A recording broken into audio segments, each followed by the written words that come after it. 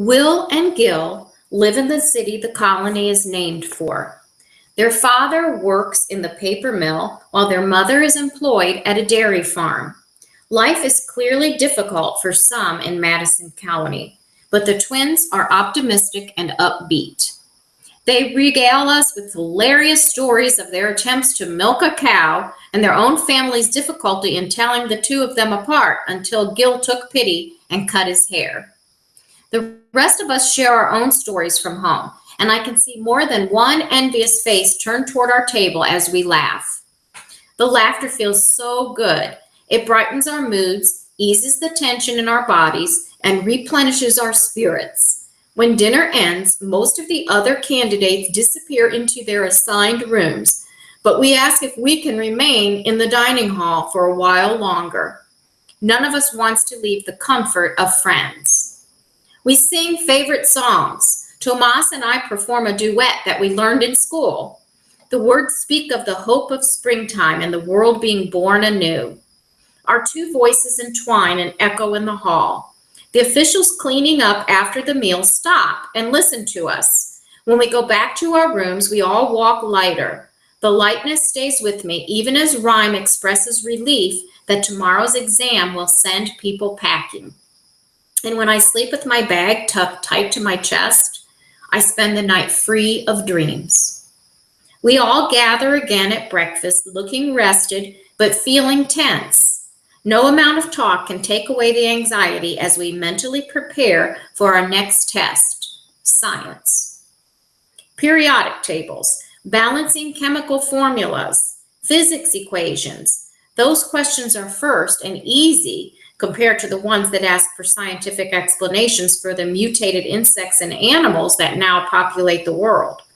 But the section on genetically altered plants is easy, considering my hands-on experience. While my thumbs aren't green, I understand the concepts behind creating hybrids and the factors that influence their success. Too soon, time is up. 2 pages left unanswered. Lunchtime, then part 4, reading and language skills. My eyes are sore and my body numb with fatigue when I finish and realize that the clock is still ticking. 10 minutes remain in the testing period. Panic floods me. Did I answer the questions too fast? Did my hurrying cause me to give incorrect or incomplete answers? My fingers itch to open the cover so I can fix the mistakes I must have made. And yet I hear my parents' voices inside my head, the advice they gave me when sitting beside me at the kitchen table, quizzing me for a test. Take my time, never second guess myself. Almost always my first instinct will be the correct one. I put my pencil down, fold my hands in front of me. Out of the corner of my eye, I see Tomas do the same. He's finished. Glancing over, he gives me one of his single dimpled smiles. 5 minutes remain. 4, 3, 2. Pencil scribble. Eyes flick up at the clock and back to the paper in front of them. The candidates desperate to finish one last answer. The buzzer sounds. Round 1 of the testing is complete. We are escorted to the elevators. A few kids give one another high fives and celebrate. I just feel tired and relieved. I did the best I could. Whatever happens now is out of my hands. Tomas gives my hand a quick squeeze as the elevator doors open. There, he disappears down the hall with the other guys. I head in the opposite direction, and I'm disappointed to see Rhyme has once again made it back to the room before me. She's seated at the desk, bent over a silver figurine she must have brought from home. There are still 9 corn cakes on the plate. Her smile is bright, if a little manic, when she sees me walk in. How did it go? I shrug my bag off my shoulder and decide to give an honest answer. I didn't complete the science section. Rhyme's eyes narrow. She bites her bottom lip and studies me for several moments. I guess she's trying to determine whether I'm telling the truth. She'll probably decide I'm attempting to get inside her head since it's something that she would do. Face it, anyone who brings a stack of corn cakes with her and doesn't eat a single one isn't above screwing with someone's mind. Finally, she gives me a smug smile. I guess Five Lakes Colony schools aren't as good as the ones in Dixon. Too bad. One of us won't be around much longer. A flash of heat streaks through me. My nails bite into my palms as I fight for control of my anger. I can't help myself from saying, our teachers did well enough. Tomas and I finished the reading section with time to spare. Did you? I can see by the surprise on Rhyme's face that she didn't, and I flash a mean smile. I guess you're right about one of us going home. Too bad. Don't forget to pack your corn cakes when you leave. My tone is snotty, the kind I use when my brothers are ganging up on me and I decide to get in a low blow. A different heat fills me. Embarrassment. I wait for Rhyme to take another verbal shot. I deserve it. But she doesn't. She just looks down at her hands. I'm sorry, I say. Her eyes come back up to meet mine. Her lips spread in a wide smile. Whatever for? She asks sweetly. You were just trying to make yourself feel better after admitting you didn't do well today. A lot of the inferior students at my school used to do the same thing, so I totally understand. Ugh, the girl is just asking to get slapped.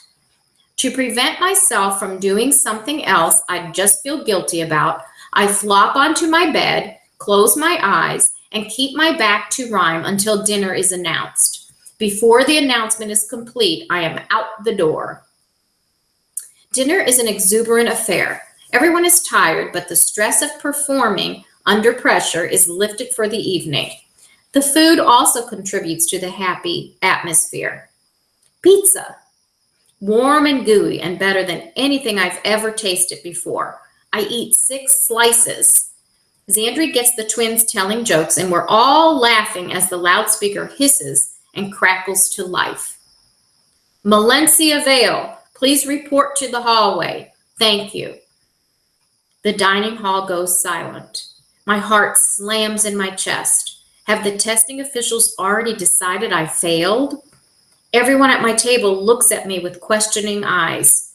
I must look freaked out because Tomas takes my hand and says, I bet they want to ask you to teach classes instead of taking them. Make sure they offer you a lot of money before you say yes. Sure, I give him a weak smile and stand. All eyes are on me as I stiffly walk up the aisle, past all the other tables, and through the side door. Everyone in the hall is probably jockeying for position so they can get a good view through the glass wall. I clutch my bag and stand in the hallway waiting for whatever comes next. Malencia Vale? I spin to the right at the sound of the familiar voice. The kindly gray-haired man from yesterday morning's assembly, Dr. Jedediah Barnes. There are 2 officials behind him. All are in their ceremonial purple. Everyone calls me Sia, I say. He smiles. Both are lovely. I try to come up with a response, but fail. Thankfully, a response isn't required because he says, please forgive me for pulling you out of dinner, but Rhyme Renaud's friends have expressed concerns over her whereabouts. When was the last time you saw her? I blink. This is about Rhyme, not me, not my testing scores. Relief fills me. Confusion follows. Rhyme was sitting at her desk when I left for dinner. And she was well? Arrogant, irritating, irrationally confrontational? I think she was stressed after finishing today's tests. 8 hours of tests for 2 straight days is enough to stress anyone out. Dr. Barnes's smile is apologetic. We debate every year about spreading out the tests over the first week, but we feel it's best to get the first section over with quickly. Too much time to think about the tests also causes stress. He sighs. Would you mind letting us take a look in your room? Ms. Renaud probably decided to skip dinner, but we'd like to make sure. Sure, I mean, it really isn't my room. Go ahead. He smiles again. You'll have to come with us. The law states that testing officials are not allowed into any candidate's room unless the candidate is present or there's an obvious emergency. I guess I'm glad they didn't test us on the United Commonwealth laws, or I would have failed for sure. Irritated that Rhyme has stirred up such drama and sucked me in for the ride, I head down the hall. Dr. Barnes's tread is soft, but the other two officials' boots clomp down the corridor. If Rhyme is inside, she has certainly heard us coming. Turning the knob, I push the door open and take a step inside. The smell, urine mixed with corn cakes, hits me first. Then I see her, dangling on a colorful rope, hanging from the ceiling, face red and blotchy, eyes wide with horror, neck gouged and bleeding where she fought from instinct or because she changed her mind. I scream as the reality of what I see hits me hard. Rhyme is dead.